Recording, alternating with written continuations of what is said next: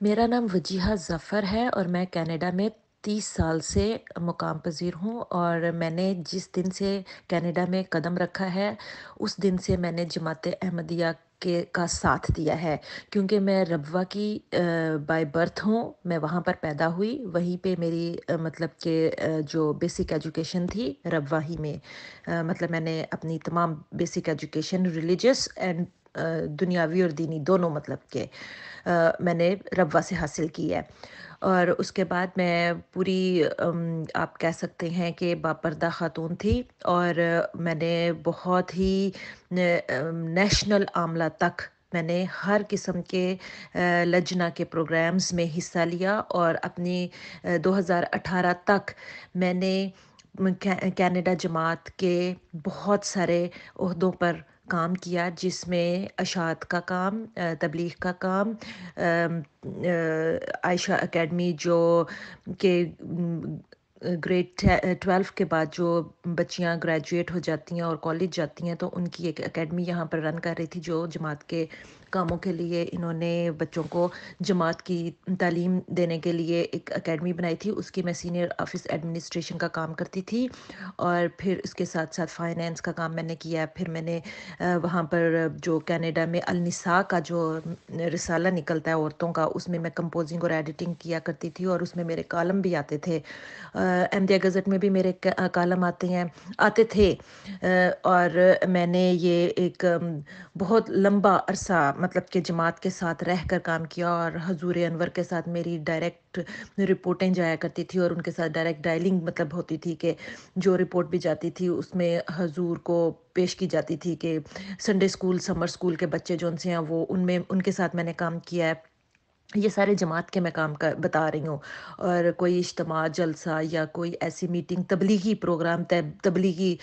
جو جتنے بھی وہاں پر ایونٹس ہوتے تھے اس میں میں بڑھ چڑھ کر حصہ لیتی تھی، اور یہ میں ساری چیزوں کا نچوڑ آپ کو بتاؤں گی کہ یہ کام کس طرح سے، یہ جماعت کیسے کام کرتی ہے، اور کس طریقے سے جماعت کے مظلوم اور بیچاری غریب عوام کو کس طریقے سے استعمال کر رہی ہے۔ میں بہت ہی چھوٹی عمر میں کینیڈا آ گئی تھی، اور میرے والد صاحب نے مجھے اسپانسر کیا تھا۔ جماعت کا کوئی تعلق نہیں تھا، کیونکہ میرے والد صاحب آلریڈی باہر کے ممالک میں کام کرتے تھے اور جاب کے سلسلے میں باہر رہا کرتے تھے میری پیدائش سے پہلے ہی، اور پھر وہیں سے گھومتے گھماتے انہوں نے آخر جب بچے مطلب کہ لائف کو سیٹل کرنے کا جب ان کا پروگرام بنا، تو انہوں نے کینیڈا میں آ کر اپنا رہائش اختیار کی اور اپنی فیملی کو سپانسر کیا، اور پھر ہم اس وقت سے بغیر جماعت کا کوئی بوجھ اٹھائے اور جماعت کا احسان لیے کینیڈا میں آئے، اور آ کر اپنی تعلیم جاری کی، اور اس کے ساتھ ساتھ پھر ہم سب فیملی کی جیسے بہنوں کی یا سبلنگس کی شادیاں یہیں پر ہوئیں، اور یہیں پر پھر ہمارے بچے بھی ہوئے، اور پھر یہیں پر مطلب کہ جماعت کا اس سارے عمل میں کوئی عمل دخل نہیں ہے۔ ہم اپنے بل بوتے پر پڑھائی لکھائی اور کرتے رہے، اور جماعت سے ہم نے کسی قسم کا احسان نہیں لیا۔ ہاں، البتہ جماعت کو ہم نے ہمیشہ دیا ہے۔ جب میں نے سب سے پہلے اسٹوڈنٹ جاب سٹارٹ کی، تو میرے ایک ریلیٹیوز پاکستان میں رہتے تھے، انہوں نے کہا کہ ہمارے یہاں پر ایک جماعت کی کوئی مسجد نہیں ہے، تو آپ کو اللہ تعالیٰ بابرکت کرے گا، آپ کی جو جاب میں زیادہ برکت ڈالے گا، تو آپ یہاں پر ہمارے لیے مسجد بنا دو۔ اور پھر میں نے وہاں پر ان کو پہلی ہی انسٹالمنٹ میں ان کی مسجد بنانے کی وہاں پر پیسے بھیجے، اور میرے وہ جو عزیز ہیں وہ ابھی بھی مطلب کہ جانتے ہیں اچھی طرح سے کہ ان کو میں نے پوری مسجد بنانے کے وہاں پر پیسے بھیجے ہیں، اور یہ میرا پہلا قدم تھا جو میں نے فائنینشلی طور پر جماعت میں اپنے آپ کو سیکریفائس کرنے کے لیے، اپنی فائنینس کو، اپنے پیسوں کو سیکریفائس کرنے کے لیے مسجد بنانے کے لیے یہ پیسے دیے۔ اور اس کے ساتھ ساتھ پھر میرے اندر اور جذبہ بڑھتا گیا، کیونکہ یہ اب عملی نمونہ آ رہا تھا، کیونکہ میں نے اسٹڈی تو کر لی تھی ساری جماعت کی، یا کیسے مطلب کہ ہمیں تربیت دی جاتی ہے کہ جماعت میں رہنے کے لیے۔ میں وقف نو میں نہیں تھی، لیکن میں نے وقف نو سے بڑھ کر جماعت کا ساتھ دیا اور مخلصی کے ساتھ ان کے ساتھ چلی۔ ربوہ میں رہتے ہوئے کیونکہ میرے والد میرے سر پر نہیں رہے تھے، تو میرے جو والدہ محترمہ اور جو दधियाल वाले या ननिहाल वाले, उन्होंने मेरी तरबियत की और मैं रबवा में रहती थी। वहाँ पर हमारा घर जो है बिल्कुल बहुत ही करीब ये अम्मा जान की जो यादगार है उसके पास था, ईवान महमूद के सामने हम रहते थे।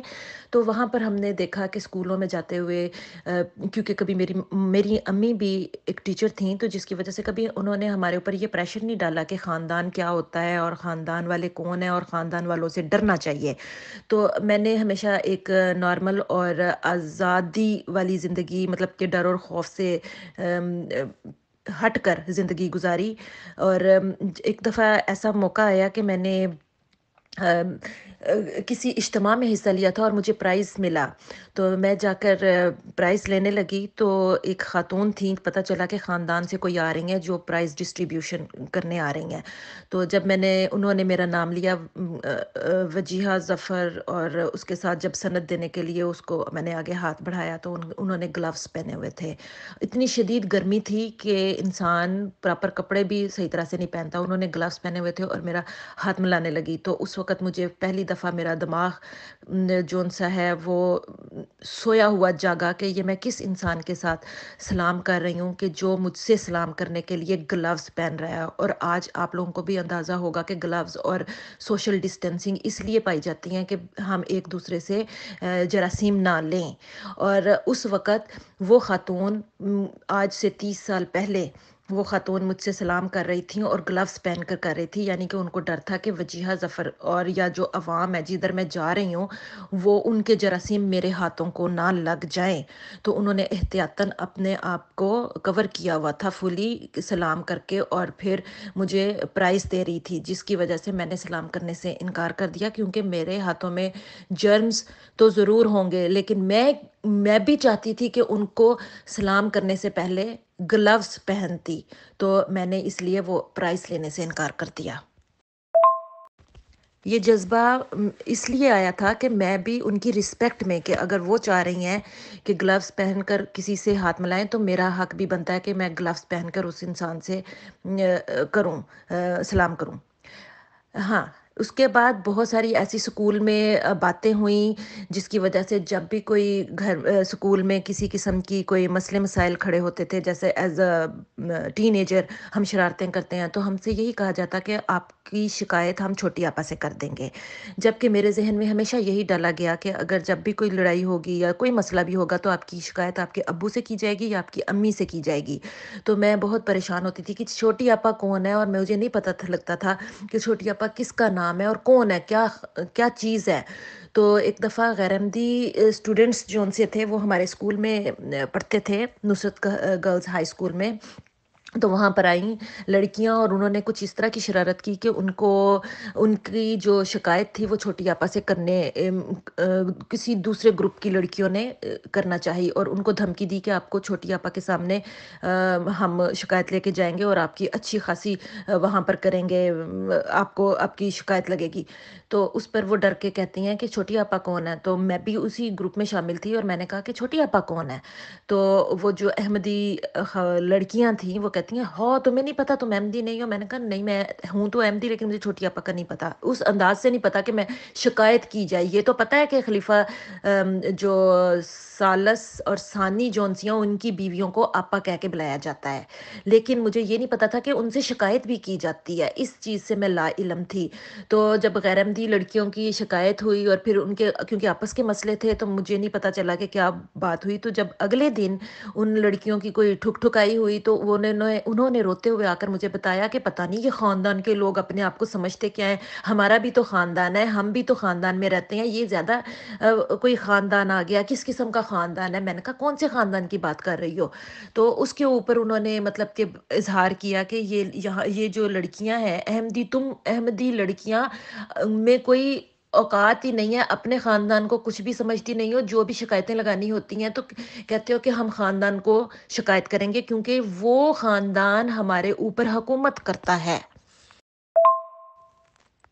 अब ये देखें कि उस वक़्त से मेरे दिमाग में ख़ानदान का लफ़्ज़ पहली दफ़ा गूंजा कि ये कौन-सा ख़ानदान है। ये पता था कि हम मिर्ज़ा ग़ुलाम अहमद की हम वो करते हैं, उनको नबी मानते हैं या फिर उनको मुजद्दिद मानते हैं या फिर उनको हम इस सदी का मतलब कि जो जो भी हमें तालीम दी जाती थी वो हम सुनते थे। लेकिन हमने कभी उनके ख़ानदान के बारे में कभी इतना मैंने नहीं सुना था कि मैं उनको इतनी रिस्पेक्ट दूँ कि उनको मिर्ज़ा ग़ुलाम अहमद को भूलकर हम यहाँ पर इनको सर पे चढ़ा लें। तो फिर मुझे आहिस्ता-आहिस्ता मैंने नोट करना शुरू किया कि ख़ानदान क्या होता है और उनकी औरतें किस तरह के काम करती हैं। तो फिर पता चला कि मेरी क्लास में या स्कूल की दूसरी क्लासेस में जहाँ पर ख़ानदान के बच्चे पढ़ा करते थे, उनके साथ एक नुमायाँ सलूक किया जाता है, एक अलग सलूक किया जाता है, डिस्क्रिमिनेशन होती है उन बच्चों को और एक आम बच्चे के दरमियान में, क्योंकि वो बच्चे जौन सी हैं वो एक अच्छी कुर्सियों पर, अच्छी सीट पर, पहली क्लास के पहली सीट पर बिठाए जाते हैं। उनको किसी किस्म की सज़ा नहीं देती, टीचर बहुत प्यार और मोहब्बत से उनका नाम लेती है, किसी किस्म की सज़ा या एक्टिविटीज़ का हिस्सा नहीं वो बनते। वो बिल्कुल अलहदा रहते हैं और वो एक उनका बिल्कुल जो तर्ज़े ज़िंदगी है वो आम अहमदी बच्चियों से बिल्कुल मुख्तलिफ है। जब ये सारी बातें मैंने नोट की, तो मेरे अंदर ख़्याल उभरा कि मैं खुद भी एक लड़की हूँ, मैं पढ़ लिख रही हूँ, सेम स्कूल जाती हूँ, सेम क्लास में जाती हूँ और मेरा और उनके साथ क्या डिफ़रेंस है। मैंने इसके अंदर मज़ीद तहकीक करनी शुरू की, तो पता चला कि ये ख़ानदान वाले लोग सिर्फ़ जो है ये रबवा की हद तक पर्दे करती हैं लड़कियाँ। जैसे ही रबवा का बॉर्डर क्रॉस करती हैं, तो ये इनके ड्राइवर्स वग़ैरह आके मतलब कि बताते हैं कि वो वहाँ से इनका पर्दा ख़त्म हो जाता है, पर्दा गोल-मोल करके इनके बैगों में चला जाता है, नंगे सर, नंगे मतलब कि पर्दे से आ रही ये औरतें सारे काम करती हैं, सैलून्स में जाती हैं, मूवियाँ देखती हैं, थिएटर जाती हैं, गाने बजाने करती हैं, इनके यहाँ शादियाँ होती हैं तो हर किस्म का नाच-गाना होता है, हर चीज़ इनके अंदर पाई जाती है। लेकिन जो है, जो सख्ती होती है कि हमने टीवी नहीं देखना, थिएटर नहीं जाना, हराम है, ये सारा कुछ सिर्फ़ एक आम अहमदी लड़की के लिए ये हलालो हराम के क़वायद हैं, पर्दे के क़वायद जौन-से आम अहमदी औरत और लड़की के लिए हैं, लेकिन बाकी जौन-सी जितनी भी ख़वातीन हैं ख़ानदान की, वो इन तमाम क़वायद व ज़वाबित से मुबर्रा हैं। उनके ऊपर कोई लागू नहीं होता ये कायदा, क्योंकि वो एक आज़ाद ज़िंदगी रबवा से बाहर गुज़ार रही हैं और और इंडिया की मूवी जो सबसे पहले मूवी आती थी, वो सबसे पहले ख़ानदान की औरतें जौन-सी थी, शालीमार टीवी सेंटर हमारे घर के साथ एक टीवी का मतलब कि होता था, स्टोर होता था, वहाँ से अपना नाम लिखवाकर मूवी देखने के लिए वहाँ से रेंट पर मूवियाँ लेकर जाया करती थीं और जिसकी जो बाद में तस्दीक शालीमार टीवी सेंटर के आदमियों ने, ओनर्स ने, मेरे अंकल वहाँ पे रहते थे, उनसे करवाई गई। उनसे मैंने पूछा तो उन्होंने लिस्टें दिखाईं जिनके अंदर ये तमाम आपाओं और सबके नाम दर्ज थे जो वहाँ पर इंडिया की मूवियाँ देखने में सबसे पहले अपनी रेंट पे वो कैसेट्स लेके जाया करती थी देखने के लिए। और हम अवाम जब एक टीवी का एंटेना जब लगा लेते थे उधर अपने घर की छत पर, तो उसको जब चेंज करते थे या कभी कोई देखने आता था हमारे घर में कि टीवी का एंटेना लगा हुआ है, तो उधर ही शोर मच जाता था कि ओ तुम लोगों ने टीवी ले लिया है, तुम्हें शर्म नहीं आती। और वो टीवी के ऊपर तो शोर होना ही होना था, बल्कि ये ज्यादा आके पूछते इसकी जगह पे आप लोगों ने एमटीए का डिश लगा लेना था, इसकी जगह पर आपने आज आपने एंटेना लगा हुआ है आपके घर में टीवी का, मूवी तो नहीं देखी है, क्योंकि थर्सडे को या फ्राइडे को कोई मूवी आया करती थी जो हम पाकिस्तान के किसी चैनल पर, और वो जब देखने लगते थे तो साथ ही हमारी सदर लजना अगले दिन आके पूछती थी रात को तुम लोगों ने इंडिया की मूवी देखी या सुबह खुतबा भी सुना कि नहीं सुना। सारी बातें और सारे जो मसले मसाइल हैं, पूछ-गिछ होती है, वो सिर्फ़ हमसे ही क्यों होती है? जो जमात की ख़वातीन हैं, जमात की लड़कियाँ जो हमारी क्लास फ़ेलो थी, हमारे स्कूल फ़ेलो थी, इनके साथ क्यों नहीं होती ये सारी बातें? तो उससे फिर पता चला कि वो बिल्कुल एक عجیب زندگی گزار رہی ہیں، ان کا ہماری زندگی سے کوئی تعلق نہیں ہے، ہم غلام ہیں اور وہ ہمارے آقا و مولا کی اولادیں ہیں، اور ہم کسی صورت بھی ان کا غلط نام نہیں لے سکتے۔ وہ آپا جان ہیں، وہ بیبیاں ہیں، ان کے ساتھ احترام کا سلوک کرنا ہے، وہ ہم سے مختلف ہیں، ہمارے سے اوپر ہیں، ہم ان کے غلام ہیں اور وہ ہماری اوپر ہمارے اوپر ہے مطلب کہ۔ تو اس سے بہت زیادہ عجیب گھٹن والا محسوس میں نے محسوس کیا ربوہ میں رہتے ہوئے۔ اور ہمارے گھر میں کچھ نکرانیاں کام کرنے آتی تھیں، اور وہ نکرانیاں خاندان میں بھی کام کرنے جایا کرتی تھی، اور وہ پھر رات کو آ کے، کیونکہ کافی دیر تک کیونکہ سارا دن تو ادھر کام کرتی تھی، پھر شام کو ہمارے گھر کام کرنے آتی تھی، تو پھر وہ ہمیں آ کے بتاتی ہوتی تھیں کہ کس کس کرب سے اور تکلیفوں سے وہ وہاں کی بیبیاں ہمارے ساتھ سلوک کرتی ہیں، ان کا جو غیر انسانی سلوک ہے وہ نکرانیاں ہمیں بتاتی تھی کہ آج بی بی نے جلتی ہوئی گرم گرم استری میرے ہاتھ پہ لگا دی، یا بی بی نے مجھے اتنا مارا کہ یہ دیکھو ہمارے جسم پر نشان پڑے ہوئے ہیں۔ روتی ہوئی وہ جو عورتیں جب آتی تھی کام کرنے والی، ہم سے کہتی تھی اس لیے ہمیں دیر ہو گئی ہے، ہم آپ کی طرف دیر سے آئے ہیں۔ تو یہ جب ان کے گھروں کے حالات وہ نکرانیاں جب ہم سے شیئر کرتی تھیں، تو ان کے ظلم کی داستانیں ہمیں بتا رہی ہوتی تھیں کہ وہ جو خاندان مرزا خاندان کی عورتیں کس کرب میں سے گزر رہی ہیں، کیونکہ ان کو بھی کسی حساب میں ٹریپ کیا گیا ہے، اور وہ اپنی باتیں اپنے ہسبینڈز یا اپنے آدمیوں سے نہیں منوا سکتی، اور اس سارے دن کا وہ جو غصہ اور غبار ہے وہ اپنی نوکرانیوں پر نکالتی ہیں، اور پھر وہ ان کی جو نوکرانیاں ہیں وہ پھر تکلیف میں آ کر ہم سے ہر بات شیئر کیا کرتی تھیں۔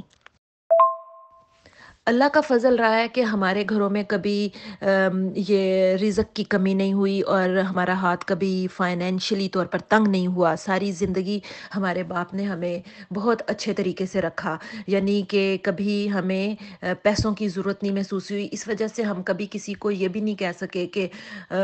ہم غریب ہیں، یا کوئی ہمیں دیکھ کر یہ نہیں کہتا تھا کہ ہم غریب خاندان سے تعلق رکھتے ہیں۔ ہم ایک کھاتے پیتے خاندان سے تعلق رکھتے تھے، اور ہمارا ایک بہت بڑا مطلب کہ ام، امیری اور غریبی کا ڈفرنس ہمیں اس لیے نہیں پتہ چلتا تھا کہ ہماری جو طبیعت میں ہماری جو تربیت کی گئی تھی، کہ ہماری طبیعت میں انکساری تھی، کہ اپنے جو کام کرنے والی نوکرانیاں ہیں ان کے ساتھ بہت محبت اور پیار سے سلوک کرنا۔ اگر وہ کہتی کہ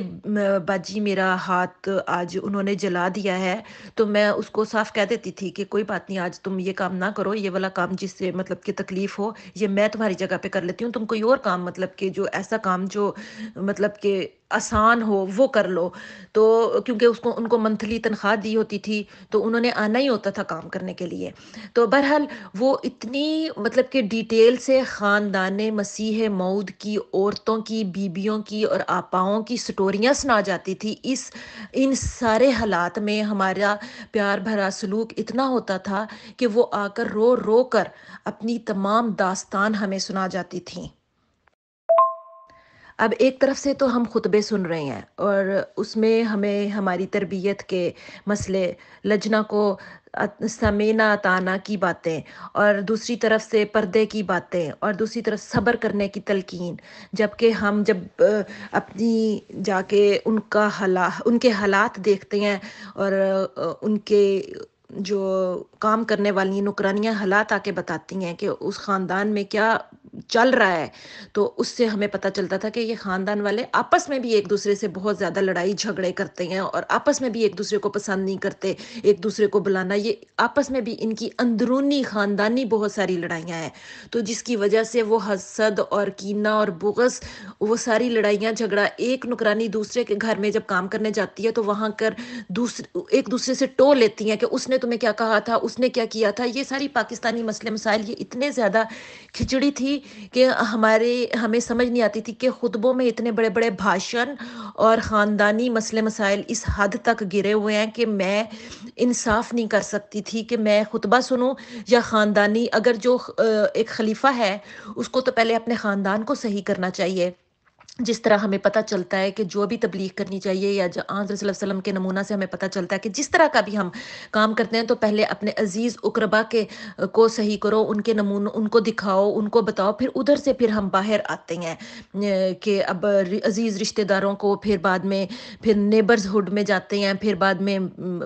सिटी की बात होती है, फिर बाद में पूरी कम्युनिटी की बात होती है। मतलब कि स्टार्टिंग जो है वो अपने अजीज़ रिश्तेदार से होती है तबलीग। तो ये तो खुतबे इनके अपने अजीज रिश्तेदार ही नहीं सुनते, वही एक दूसरे के साथ इतने ज्यादा खूनखार तरीके से लड़े हुए हैं और वो इतना जुल्म और ज्यादती कर रहे हैं, तो हम कैसे इनकी बात सुने? इसी ज़हनी कशमकश में हम मेरा ख़ानदान जो है वो कनाडा में आ गया, और मैंने वो पाकिस्तान को, पाकिस्तानी हालात की के मजबूरियाँ और ये समझते हुए पाकिस्तान के जितनी भी जो मैंने देखी थी बातें, वो उधर छोड़ दी और एक नए सिरे से अहमदियत को एक नए सिरे से फिर उसके जो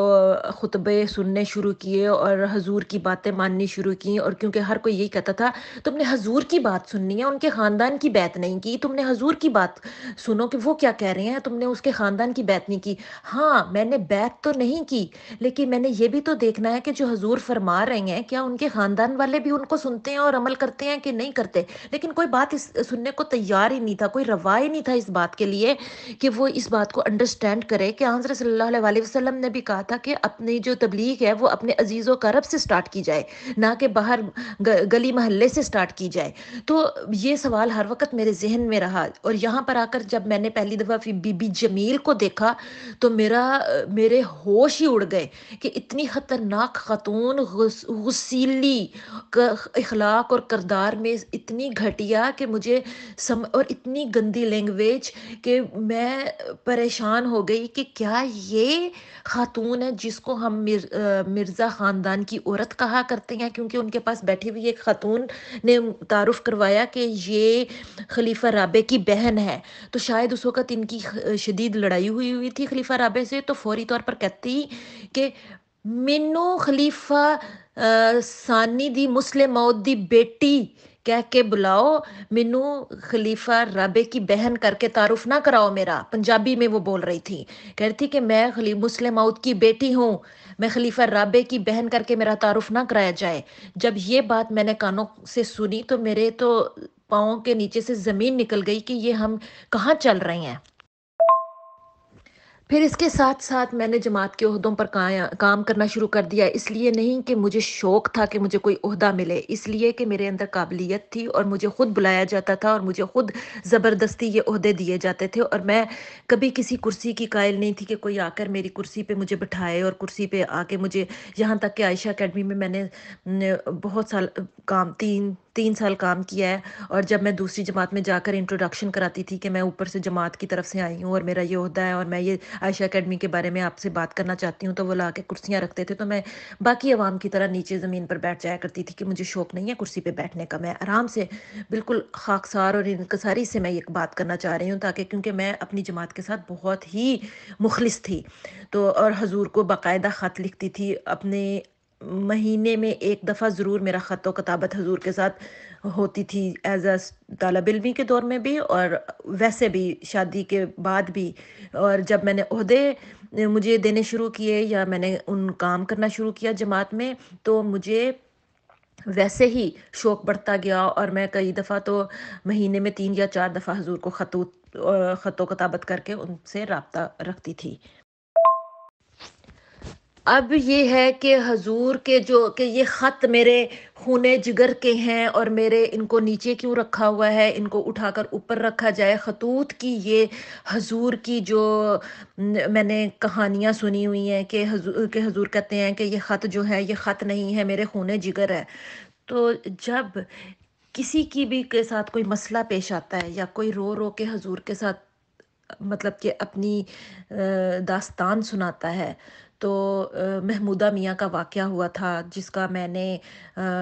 بہت جو ہماری صدر لجنہ کینیڈا تھیں ان کے ساتھ جس طریقے سے سلوک ہوا، تو ان کی جو رودات جب میں نے پڑھی اور پھر ہم نے حضور کے جواب سنے اور حضور کی طرف سے ان کا ری ایکشن دیکھا گیا، تو پتہ چلا کہ وہ جو خطوط تھے جو خون جگر تھے، ان کا تو حضور کے پاس نہ خون ہے نہ جگر ہے، خون سفید ہو چکا ہے اور جگر میں کوئی گڑبڑ ہے، اور وہ حضور ہارٹ لیس ہے۔ یہ صرف منہ کی باتیں ہیں، وہ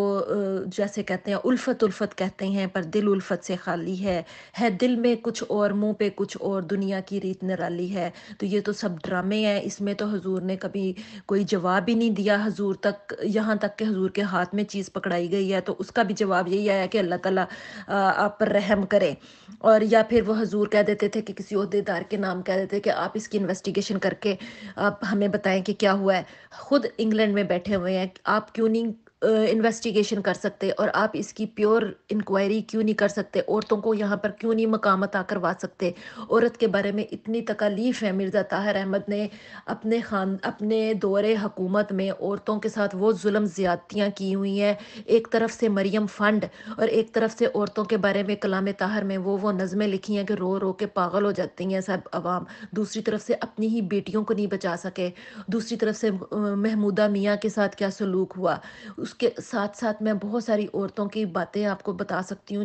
جنہوں نے جا جا کے حضور کے ہاتھ میں خط لکھے، ان کے ہاتھ میں وہ خط دیے، لیکن کسی ایک کا بھی جواب نہیں دیا، کسی ایک کا بھی ایسا مطلب کہ ہمیں سمجھ نہیں آئی کہ وہ کیوں جواب نہ دینے سے، وہ کتراتے کیوں تھے جواب دینے سے۔ ان سے ایک دو دفعہ انہوں نے کہا کہ لوگ جو ہے مجھ سے جھوٹ بلواتے ہیں۔ آپ سے کیسے کوئی جھوٹ بلوا سکتا ہے کہ آپ تو خلیفہ تو خدا بناتا ہے، اور خدا جو ان سے ہے وہ جھوٹ بلوا ہی نہیں سکتا۔ اگر آپ کے منہ پر کوئی جھوٹی بات بھی آ جاتی ہے تو وہ آپ کے منہ سے نکل نہیں سکتی، کیونکہ آپ کو الہام ہونا چاہیے، آپ کا ایک کردار ہے، ایک خدا ہے جو آپ کے اوپر ہے، جو آپ کو جھوٹ بلوا ہی نہیں سکتا۔ تو آپ کے خطبے جو آتے ہیں کہ میرا مولا میرا ساتھ ہے، میرا خدا میرے ساتھ ہے، آپ نے تو ضیاء الحق جب فوت ہوا تو یہ بہت زیادہ آپ کی تقریریں اور بہت زیادہ پھیلی کہ میرا مولا میرے ساتھ ہے، میرا بھئی ضیاء الحق کے لیے تو آپ مولا آپ کے ساتھ تھا، تو آپ نے اس کا مقابلہ وہاں پر پاکستان میں بیٹھ کر کیوں نہیں کیا، جبکہ آپ کے ساتھ کسی قسم کے کوئی مسائل نہیں تھے، آپ کو کسی نے مارنے کی دھمکی نہیں دی تھی، آپ کو یہ سارا ایک جھوٹے پروپیگنڈا بنایا گیا تھا، آپ وہاں سے باہر نکل کے بھاگے، آپ انگلینڈ میں آ گئے، اور پھر آپ نے کسی قسم کی کوئی تگ و دو نہیں کی، آپ نے سب کو سیکریفائس کر دیا، اپنے مریدوں کو قربان کر دیا، اور آپ وہاں پر انگلینڈ میں چلے گئے اور کوئن سے آپ نے مدد مانگی، جبکہ آپ کو کوئن سے مدد نہیں مانگنی چاہیے تھی، آپ کو اپنے اللہ سے مدد مانگنی چاہیے تھی، آپ کو ایسی جگہ پر جانا چاہیے، قادیان چلے جاتے جہاں پر آپ کی حکومت تو ہوتی، آپ کا کوئی سنتا تو صحیح۔ اب آپ وہاں پر ایسی جگہ پر بیٹھے ہوئے ہیں جہاں پر آپ جو بھی قانون شریعہ لا اپناتے ہیں تو وہاں پر کوئین آپ کو رد کر سکتی ہے۔ ایسے لگتا ہے کہ خلیفہ خدا نے بنایا، نے نہیں بنایا، کوئین کو خدا نے بنایا ہوا ہے، کوئین آپ سے اوپر ہے، آپ کا خدا کوئین ہے۔ اس طرح کے اور بھی بہت سارے واقعات ہیں، میں آہستہ آہستہ بتاتی رہوں گی، لیکن میں اب اگلی جو ہماری ایڈمن ہیں ان کو میں گروپ ممبر ہیں ان کو کہتی ہوں کہ وہ آ کر اس وقت بیٹھی ہوئی ہوں، تو میں اس پروگرام کا حصہ نہیں تھی، لیکن کیونکہ ارشی صاحبہ کچھ بزی ہو گئی تھیں۔ جی ہاں، ہم بہت تفصیل سے سننا چاہیں گے، آپ کو جب جب موقع ملے آپ یہاں پہ بیان کرتی رہیں اور ساتھ ساتھ حاضرین سنتے بھی رہیں گے۔ اور دوسری بات یہ ہے کہ جو مین بات ہے جس کو لوگ جاننا چاہ رہے ہوتے ہیں وہ یہ ہے کہ فائنلی ایسا کون سا پوائنٹ آ گیا کہ جہاں آ کے آپ کو جماعت احمدیہ کو خیر بات کہنا پڑا۔ تو زیادہ لوگوں کا انٹرسٹ جو ہے وہ اس میں ہوتا ہے کہ آخر پھر ایسی کیا گزری، کیونکہ یہ جو واقعات آپ نے بیان کیے ہیں میرا خیال ہے بہت سے اور لوگ بھی جو ربوہ کے رہنے والے ہیں ان کی بھی اس طرح کی آبزرویشنز ہوں گی، ان کو بھی شاید آپ سے بھی زیادہ ان کے ساتھ واقعات گزرے ہوں اور انہیں معلوم ہوں، لیکن ہر کوئی سامنے نہیں آنا چاہ رہا ہوتا، یہ بات تو ہم لوگ اچھی طرح جانتے ہیں۔ لیکن بہرحال آپ کی باتیں ہو سکتا ہے بہت سے لوگوں کو اپنے دل کی آواز لگیں، اور بہت سے لوگ ایسے بھی آئیں جو کہیں کہ نہیں یہ سب غلط ہے، یہ جھوٹ ہے۔ تو ان کو بھی ہم نہیں کچھ کہہ سکتے، ٹھیک ہے، ان کو رائٹ ہے یہ کہنے کا۔ جی، میں عائشہ اکیڈمی میں جب تھی تو میں نے کتابیں جون سی ہیں جماعت کی، جو حضرت مسیح موعود علیہ السلام جن کو کہتے ہیں، ان کی کتابیں پڑھنے کا مجھے شوق پیدا ہوا۔ میں پڑھتی تو پہلے بھی تھی لیکن بہت مختصر سا، مطلب کہ ایک کتاب پڑھ لی، پھر کچھ وقفہ کر کے پھر دوسری کتاب پڑھ لی، اور پھر سم ٹائم تو ایسا ہوتا تھا کہ زندگی اتنی تیز گزر رہی تھی کہ ذہن میں رہتا بھی نہیں ہے کہ میں نے کیا پڑھا تھا۔ تھوڑا بہت یاد رہتا تھا لیکن زیادہ نہیں یاد رہتا تھا۔ لیکن عائشہ اکیڈمی میں کیونکہ مجھے بچیوں کو پڑھانا ہوتا تھا اور ان کے لیے ایک لیکچر تیار کرنا ہوتا تھا، اور پھر جو وہ پڑھ رہی ہیں یا وہ مجھ سے کوئی کویسچن کر رہی ہیں، پوچھ رہی ہیں کچھ، تو ان کو مجھے پہلے سے ریڈی ہونا پڑتا تھا کہ کہ ان کے ہر سوال کا میں جواب دے سکوں۔ اور اس کے ساتھ ساتھ میرا دیور تھا، وہ بن رہا تھا جامعہ احمدیہ میں، مربی بن رہا تھا، تو اس کو اردو نہیں پڑھنی آتی تھی، اور اس کو جتنے سال بھی وہ وہاں پہ جامعہ احمدیہ میں پڑھ رہا تھا، میں نے اس کو اردو کی کتابیں پڑھتی تھی اور وہ پھر سنتا تھا، تو اس نے پھر وہاں پر جا کر مربی بنا، اور مجھے یہ بھی پتہ چلا کہ جامعہ احمدیہ میں مربی بنتے کیسے ہیں، اور وہاں کی لائف سٹائل کیا ہے، اور ادھر وہاں پر کیسے وہ ایک مربی کو تیار کرتے ہیں اگلے ٹارگٹ کے لیے، کہ اب آپ نے کیسے کام کرنا ہے، تبلیغی ایجنڈے کا کیسے حصہ بننا ہے۔ اور مجھے عائشہ اکیڈمی کی اسٹوڈنٹس کے تھرو، مطلب کہ ان کو جیسے یہ پڑھاتے تھے لکھاتے تھے، اس طرح سے بھی پتہ چلا کہ وہ کیسے ان کو پڑھایا لکھایا جاتا ہے، کہ ٹیچرز کو ہی کسی سوالوں کے جواب نہیں آیا کرتے تھے۔ کتابیں میں نے ساری پڑھی اور اس میں میرے اتنے بے شمار سوال تھے، اتنے بے شمار، جو ہم سے چھپائے گئے تھے، جو ہم سے جھوٹ بولے گئے تھے۔ ہمیں کہتے ہیں کہ وہاں پر پاکستان میں ہمیں کافر کہتے ہیں، یا پاکستان میں ہمیں اچھا نہیں سمجھا جاتا۔ جب میں نے کتابیں پڑھی تو میں نے دیکھا کہ مسیح موعود، جن کو ہم مسیح کہتے ہیں، وہ اس حد تک، مطلب کہ اپنے آپ کو دوسرے انسانوں سے مختلف، دوسرے مذاہب سے اپنے آپ کو اتنا علیحدہ کر دیا کہ ہم ان کے ساتھ مل بیٹھ نہیں سکتے۔ مسلم موعود ہمیں کہہ رہے ہیں، انہوں نے یہ بات سٹارٹ کی کہ ان کی کہ وہ لے جا کر مولوی نور الدین کے پاس جا کے کہتے تھے کہ انہوں نے کتنا بڑا مضمون لکھا کہ یہ لوگ کافر ہیں، جو مسیح موعود کو نہیں مانتے کافر ہیں، امام جماعت کو نہیں مانتے کافر ہیں، ان کے پیچھے نماز نہیں پڑھتے کافر ہیں، جو یہ نہیں کرتا، جو ایون دو کہ بیابان میں بیٹھا ہوا ہے، جس کے کان میں پیدا ہوا ہے چھوٹا بچہ، وہ بھی کافر ہے۔ بچے کی نماز جنازہ، دوسرے بچے کی، جو غیر احمدی جو بچہ ہے، اس کی نماز جنازہ احمدی لوگ نہیں پڑھ سکتے، دوسرے ہم کسی کی امامت نہیں، مطلب کہ پیچھے نہیں نماز پڑھ سکتے، وہ کافر ہیں۔ جبکہ ہم جب حج کرنے پر جاتے تھے تو کیونکہ کینیڈا میں سب کینیڈین ہیں، ان کے پاسپورٹ کے اوپر کینیڈین لکھا جاتا ہے، احمدی اور مسلمان نہیں لکھا جاتا، تو سارے احمدی جب حج کر کے آتے تھے تو وہ سارے اپنی اماموں کے پیچھے جا کے نماز پڑھتے تھے، اپنے، مطلب کہ کیونکہ حضور نے کہا ہے، خلیفہ ثانی نے، کہ ویسے تو آپ حج کرو پورے کا پورا امام کعبہ کے پیچھے، لیکن جب اس کے بعد جب وہ چلا جائے تو اپنی نمازیں دوبارہ سے پڑھو۔ دیکھیں انسانیت کسے کہتے ہیں تو آپ ایک پلیٹ فارم پہ نا مسلمان ہیں اور محمد صلی اللہ علیہ وسلم کو مانتے ہیں اور قرآن مجید پڑھتے ہیں، اور ان سے اپنے آپ کو اتنا زیادہ پیچھے کر لیا کہ جو ہمیں نہیں مانے وہ کافر ہے۔ مجھے پتہ ہے کافر کہتے ہیں انکار کرنے والے کو، تو آپ لوگوں نے ایک اتنا بڑا، مطلب کہ کتابوں کے اندر وہ جھوٹ لکھا ہوا ہے، اور ہمیں کہتے ہیں لو فار آل ہیٹڈ فار نن، محبت کا اور پیار کا پیغام دیتے ہیں، جبکہ جب آپ کی کتابیں پڑھتی ہیں تو وہ نفرت کا پیغام دیتی ہیں، وہ گالیوں سے بھری پڑی ہیں، ان کے اندر اتنے اتنے واقعات اور اتنی اتنی باتیں، اتنے اتنے جھوٹ لکھے ہوئے ہیں کہ پڑھنے سے میں نے وہ جو عطاء المجیب راشد کی جو بہن تھیں، کیا نام ہے، طاہرہ، ان کو جا کے میں نے کہا، امتو رفیق طاہرہ کو، کہ آپ مجھے ان سوالوں کے جواب دیں، تو وہ کہتی ہیں کہ وجیہ یہ تم کیا جھوٹ، یہ چیزیں ایسی ہیں کہ تم یہاں پر لڑائی شروع کرنے لگی ہو، ان کو بند ہی رکھو۔ بھئی میں نے اپنی اولاد کو احمدی بنانا ہے، ان کو پڑھانا ہے، ان کو بتا رہی ہوں میں کہ یہ پڑھنا ہے، تو آپ سے جب کلیریفیکیشن نہیں ہوگی تو پھر کون کرے گا اس کو کلیئر؟ تو انہوں نے کہا ان کتابوں کو بند ہی رکھو۔ پھر میرا دماغ اور کھٹکا، پھر مجھے اور کتابیں پڑھنے کا شوق ہوا کہ تاکہ میں مزید پتہ کروں کہ میں احمدی ہوں اور کیوں ہوں۔ ان کتابوں کا نچوڑ جو ہے، اس نے مجھے اتنا متنفر کر دیا، پڑھنے کے بعد اتنا متنفر کر دیا کہ جتنا میں قریب تھی اس سے میں بہت ہی زیادہ دور ہوتی چلی گئی، کیونکہ کتابوں کو پڑھنا بہت ضروری ہے۔ ہر احمدی کا فرض ہے کہ وہ اپنی کتابیں جو سی ہیں وہ پڑھے۔ اس کے بعد پھر مجھے جب پریکٹیکل لائف میں، جیسے میں نے मौलवियों को बुलाया, उनसे पूछा कि ये मैं इतनी एक्यूरेट अपनी तरफ से अपने आप को फरिश्ता साबित करने की कोशिश कर रही हूँ, यानी कि मैं हर काम अपने आप को ही दुरुस्त करने की कोशिश कर रही हूँ कि मेरे अंदर क्या गलती है, मैंने कहाँ पर क्या गलती की है। लेकिन फिर भी मेरे अंदर गलती निकलती है, जबकि किताब मैं 100% किताबों को देख के काम कर रही हूँ। और मैं जमाती हर ओहदे पर फाइज हूँ, मतलब कि मेरा करैक्टर बुरा नहीं है, तो मुझे वो लेते हैं ना हर जगह पर काम करने के लिए। तो आगे से ये जो सदरान और ओहदेदारान मुझे कहते हैं कि हाँ, जमात में काम ही ऐसे होता है, जो औरत जौन सी है इतनी जो मुखलसी से काम कर रही है,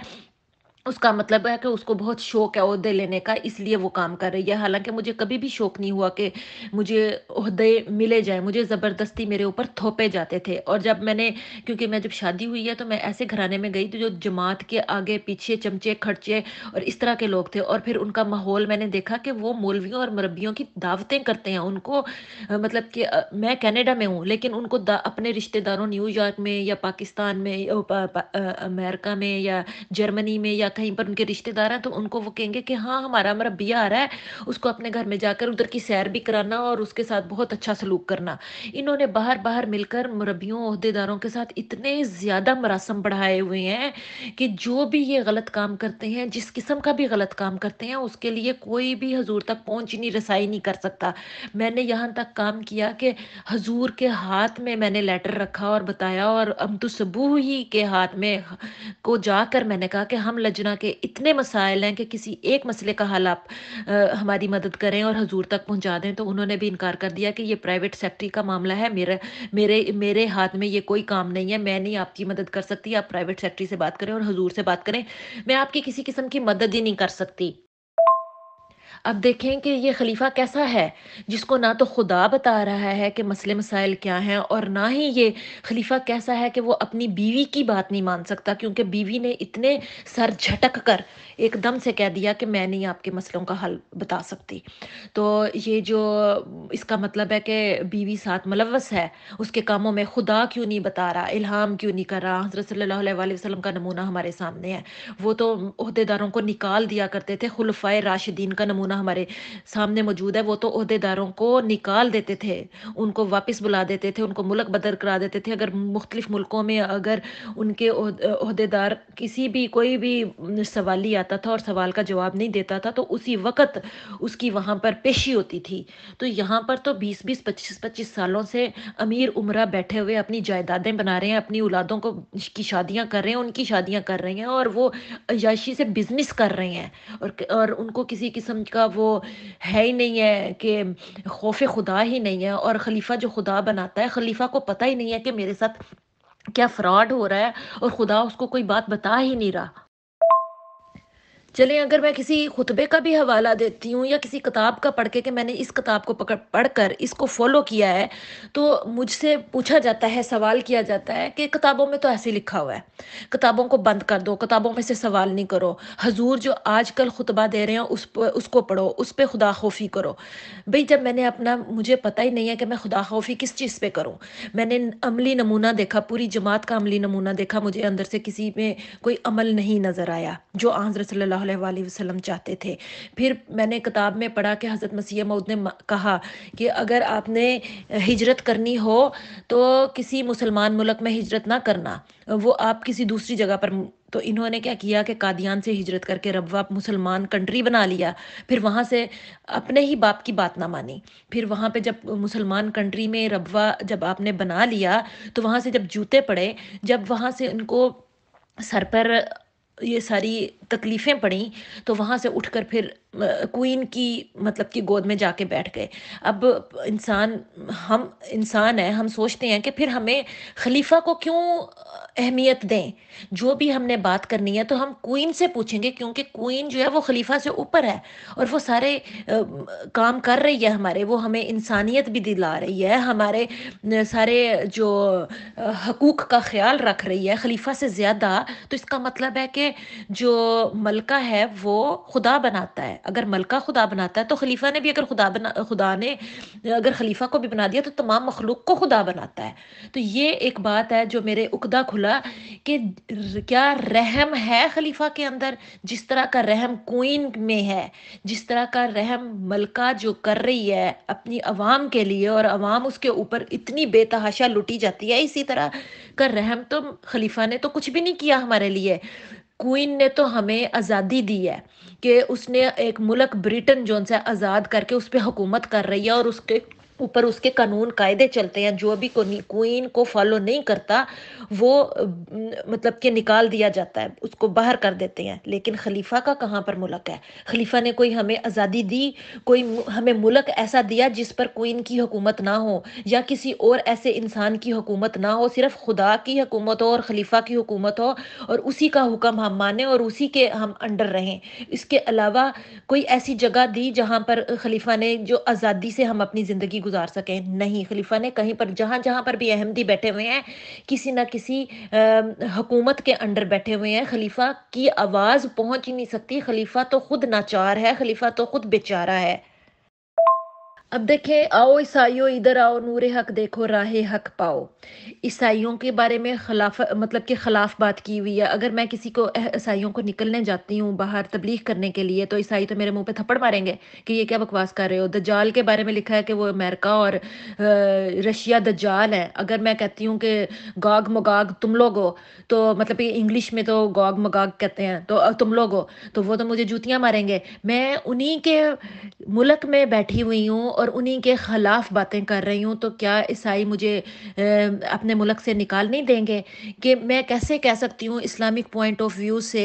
کہ میں اپنے جب میں کہتی ہوں کہ مجھے اپنے ملک کی خدمت کرنی ہے اور اس کے لیے قربان بھی ہو جاؤں گی، اس کے لیے اپنے محب وطن ہوں میں،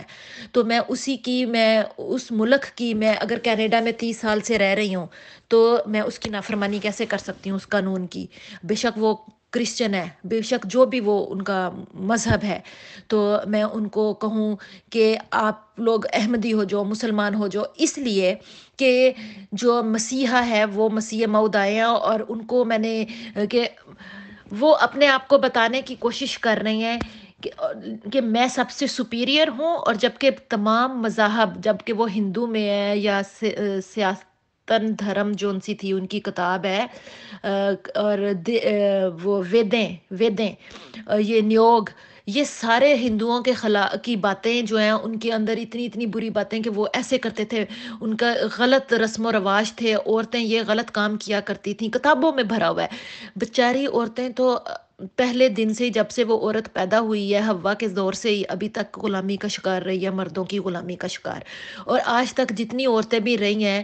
تو انہوں نے ہمیشہ اپنے ہسبینڈ کی بات مانی ہے، اور خاص کر ہندوستان میں تو عورت آج بھی اپنے ہسبینڈ کو اپنا سب کچھ سمجھتی ہے، سارا مطلب کہ تو عورت کو اتنی اتنی گالیاں نکالی ہوئی ہیں، عورت کی ڈس رسپیکٹ کی ہوئی ہے کہ عورت 4 4 بچے پیدا کرواتی ہے، جنتی ہے، اور اگر جب تک اس کا کوئی بیٹا نہ پیدا ہو جائے، میں عورت ہوں، مجھ سے یہ کیسے ہو سکتا ہے کہ معاشرے کا یہ ایک نظام ہے کہ 4 4 بچے پیدا کر رہی ہے؟ تو یہ تو معاشرے نے مجھے میری وہ تربیت اس لحاظ سے کی ہے کہ اگر بیٹا نہیں ہے ہندو عورت کا، تو وہ کسی اور سے بھی بچہ پیدا کر سکتی ہے بیٹا لینے کی خاطر، وہ اس کی ہسبینڈ اور اس عورت کا آپس کا پرسنل معاملہ ہے۔ تو آپ کیسے عورت کے اوپر یہ الزام لگا رہے ہو کہ یہ مسئلہ جو ہے عورت کا جو ہے، عورت غلط ہے؟ بھئی آپ یہ کہہ سکتے ہو ایز اے مسیحا، آپ نے مسیحائی کرنی ہے، آپ نے سوشل ورک کرنا ہے، آپ نے کسی کتاب کو ٹونٹ نہیں کرنا، طنز نہیں مارنا، آپ نے عورت کو پورے حق دینے ہیں۔ آپ اپنی محمدی بیگم کے لیے تو اتنے اطاولے ہو گئے کہ اس کے آپ نے وہ پورے کے پورے پمفلٹ چھپا چھپا کے دیواروں کے اوپر لگایا، اس کی عزت کا جنازہ نکال لیا۔ دوسری طرف سے آپ نے دوسری عورتوں کو آپ کہتے ہو کہ یہ عورتیں جو ان سے بیٹا لینے کی خاطر پتہ نہیں کتنے آدمیوں کی طرف جاتی ہیں، اپنے ہسبینڈ سے اجازت لے کے جاتی ہیں، ایٹ لیسٹ وہ ان کے وہ میاں بیوی پرسنل اپنی میوچول انڈرسٹینڈنگ کے تھرو جا کر بچہ پیدا کرتے ہیں۔ لیکن آپ نے محمدی بیگم سے اتنا پوچھا کہ کیا تم مجھ سے پیار کرتی بھی ہو کہ نہیں؟ اس سے پوچھے بغیر، میوچول انڈرسٹینڈنگ کے بغیر آپ نے جا کے چھاپ چھاپ کر پمفلٹ دیواروں پہ اور اس کی عزت کا جنازہ نکالا، پھر اس کے ساتھ نکاح بھی نہیں ہوئی، اس کے ساتھ شادی بھی نہیں ہوئی، اور کچھ بھی نہیں ہوا، اور ساری باتیں غلط ثابت ہوئیں، اور اس کو چھپانے کے لیے کہ اس کا خاندان آگے جا کر احمدی ہوگا، اور ابھی تک اس کا خاندان احمدی بھی نہیں ہوا۔ یہ کیا ڈرامے ہیں؟ یجوج ماجوج کو گاگ مگاگ کہتے ہیں، اور یجوج ماجوج کو یہ لوگ جا کے ملاتے ہیں سپر پاورز کے ساتھ۔ اس کے ساتھ ساتھ جو رپورٹیں بنانی، کتابیں پڑھنے کا تو ایک لمبا